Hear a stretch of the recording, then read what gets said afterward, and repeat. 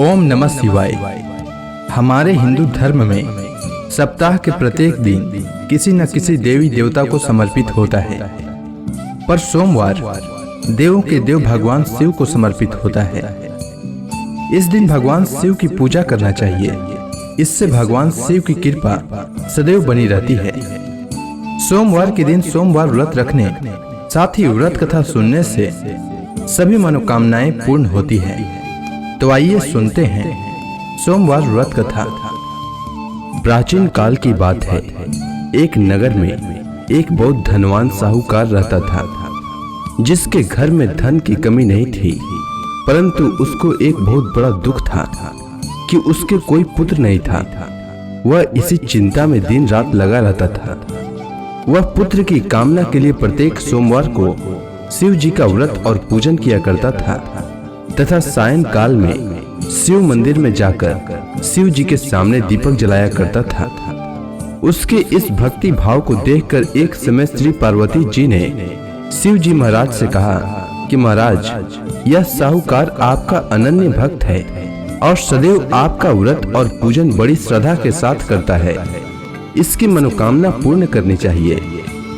तब शिव जी महाराज ने कहा, हे पार्वती, यह संसार कर्म क्षेत्र है। जैसे किसान खेत में जैसा बीज बोता है वैसा ही फल काटता है, उसी तरह इस संसार में जैसा कर्म करते हैं वैसा ही फल भोगते हैं। पार्वती जी ने अत्यंत आग्रह के साथ कहा, महाराज, जब यह आपका अनन्य भक्त है और इसको अगर किसी प्रकार का दुख है तो उसको अवश्य दूर करना चाहिए, क्योंकि आप सदैव अपने भक्तों पर दयालु होते हैं और उनके दुखों को दूर करते हैं। यदि आप ऐसा नहीं करेंगे तो मनुष्य आपकी सेवा तथा व्रत क्यों करेंगे? पार्वती जी का ऐसा आग्रह देख शिव जी महाराज कहने लगे, हे पार्वती, इसके कोई पुत्र नहीं है, इसी चिंता में यह अति दुखी रहता है। इसके भाग्य में पुत्र न होने पर भी मैं इसको पुत्र की प्राप्ति का वर देता हूँ, परंतु यह पुत्र केवल 12 वर्ष तक जीवित रहेगा। इसके पश्चात वह मृत्यु को प्राप्त हो जाएगा। इससे अधिक मैं और कुछ इसके लिए नहीं कर सकता। यह सब बातें साहूकार सुन रहा था। इससे उसको न तो कुछ प्रसन्नता हुई और न ही कुछ दुख हुआ। वह पहले जैसा ही शिव जी महाराज का व्रत और पूजन करता रहा। कुछ काल व्यतीत हो जाने पर साहूकार की स्त्री गर्भवती हुई और 10वें महीने में उसके गर्भ से अति सुंदर पुत्र की प्राप्ति हुई। साहूकार के घर में खुशियां मनाई गई, परंतु साहूकार ने उसकी केवल 12 वर्ष की आयु जानकर अधिक प्रसन्नता प्रकट नहीं की और न ही किसी को भेद ही बताया। जब वह बालक 11 वर्ष का हो गया तो उस बालक की माता ने उसके पिता से विवाह आदि के लिए कहा, तो वह साहूकार कहने लगा कि अभी मैं इसका विवाह नहीं करूंगा, अपने पुत्र को काशी जी पढ़ने के लिए भेजूंगा। फिर साहूकार ने अपने साले अर्थात बालक के मामा को बुला करके उसको बहुत सा धन देकर कहा, तुम बालक को काशी जी पढ़ने के लिए ले जाओ और रास्ते में जिस स्थान पर भी जाओ वहाँ यज्ञ तथा ब्राह्मणों को भोजन कराते जाओ। इसके बाद वह दोनों मामा भांजे यज्ञ करते और ब्राह्मणों को भोजन कराते जा रहे थे।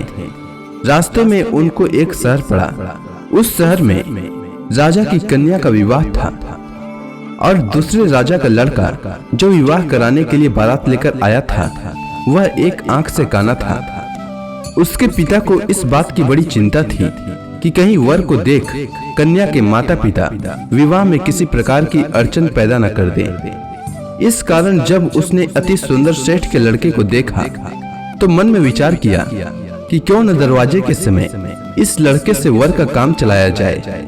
ऐसा विचार कर वर के पिता ने उस लड़के और मामा से बात की तो वे राजी हो गए।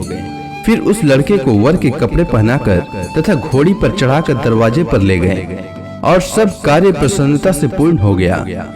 फिर वर के पिता ने सोचा कि यदि विवाह कार्य भी इसी लड़के से करा लिया जाए तो क्या बुराई है। ऐसा विचार कर लड़के और उसके मामा से कहा यदि आप फेरों का और कन्यादान के काम को भी करा दें तो आपकी बड़ी कृपा होगी और मैं इसके बदले में आपको बहुत कुछ धन दूंगा। तो उन्होंने स्वीकार कर लिया और विवाह कार्य भी बहुत अच्छी तरह से संपन्न हो गया।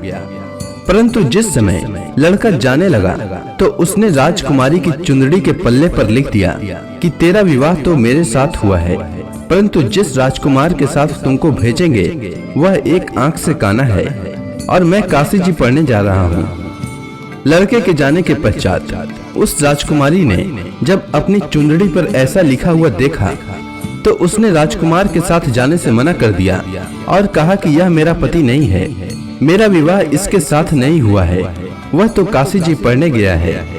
राजकुमारी के माता पिता ने अपनी कन्या को विदा नहीं किया और बारात वापस चली गई। उधर सेठ का लड़का और उसका मामा काशी जी पहुंच गए। वहां जाकर उन्होंने यज्ञ करना और लड़के ने पढ़ना शुरू कर दिया। जब लड़के की आयु 12 साल की हो गई, उस दिन उन्होंने यज्ञ रचा रखा था। लड़के ने अपने मामा से कहा, मामा जी आज मेरी तबीयत कुछ ठीक नहीं है। मामा ने कहा, अंदर जाकर सो जाओ। लड़का अंदर जाकर सो गया और थोड़ी देर में उसके प्राण निकल गए। जब उसके मामा ने आकर देखा कि वह मुर्दा पड़ा है तो उसको बड़ा दुख हुआ और उसने सोचा कि अगर मैं अभी रोना पीटना मचा दूंगा तो यज्ञ का कार्य अधूरा रह जाएगा। अतः उसने जल्दी से यज्ञ का कार्य संपन्न कर ब्राह्मणों को जाने के बाद रोना पीटना आरंभ कर दिया। संयोगवश उसी समय शिव पार्वती जी उधर से जा रहे थे। जब उन्होंने जोर जोर से रोने की आवाज सुनी तो पार्वती जी कहने लगी, महाराज कोई दुखिया रो रहा है, इसके कष्ट को दूर कीजिए। जब शिव पार्वती ने पास जाकर देखा तो वहाँ एक लड़का मुर्दा पड़ा था। पार्वती जी कहने लगी, महाराज यह तो उसी सेठ का लड़का है जो आपके वरदान से हुआ था। शिव जी कहने लगे, हे पार्वती, इस बालक की आयु इतनी थी जो यह भोग चुका। तब पार्वती जी ने कहा, हे महाराज, इस बालक को और आयु दो, नहीं तो इसके माता पिता तड़प तड़प कर मर जाएंगे। इस प्रकार पार्वती जी के बार बार आग्रह करने पर शिव जी ने उसको जीवन वरदान दिया और शिव जी महाराज की कृपा से लड़का जीवित हो गया। शिव जी और पार्वती जी कैलाश पर्वत पर चले गए। तब वह लड़का और मामा उसी प्रकार यज्ञ करते तथा ब्राह्मणों को भोजन कराते अपने घर की ओर चल पड़े। रास्ते में उसी शहर में आए जहां उसका विवाह हुआ था। वहां पर आकर उन्होंने यज्ञ आरंभ कर दिया तो उस लड़के के ससुर ने उसको पहचान लिया और अपने महल में ले जाकर उसकी बड़ी खातिर की। साथ ही बहुत से दास दासियों सहित आदर पूर्वक लड़की और जमाई को विदा किया। जब वह अपने शहर के निकट आए तो मामा ने कहा कि मैं पहले तुम्हारे घर जाकर खबर कर देता हूँ। जब उस लड़के का मामा घर पहुँचा तो लड़के के माता पिता घर की छत पर बैठे थे और यह प्रण कर रखा था कि यदि हमारा पुत्र सकुशल लौट आया तो हम राजी खुशी नीचे आ जाएंगे, नहीं तो छत से गिरकर अपनी प्राण खो देंगे। इतने में उस लड़के के मामा ने आकर यह समाचार दिया कि आपका पुत्र आ गया है, तो उनको विश्वास नहीं आया। तब उसके मामा ने शपथ पूर्वक कहा कि आपका पुत्र अपनी स्त्री के साथ बहुत सा धन साथ लेकर आया है। तो सेठ ने आनंद के साथ उसका स्वागत किया और बड़ी प्रसन्नता के साथ रहने लगे। इसी प्रकार जो कोई भी सोमवार का व्रत को धारण करता है अथवा इस कथा को सुनता है उसकी समस्त मनोकामनाएं पूर्ण होती है। उम्मीद है आपको सोमवार की कथा अच्छी लगी होगी। अगर आपको यह कथा अच्छी लगी हो तो कमेंट सेक्शन में ओम नमः शिवाय लिखना न भूलें। धन्यवाद।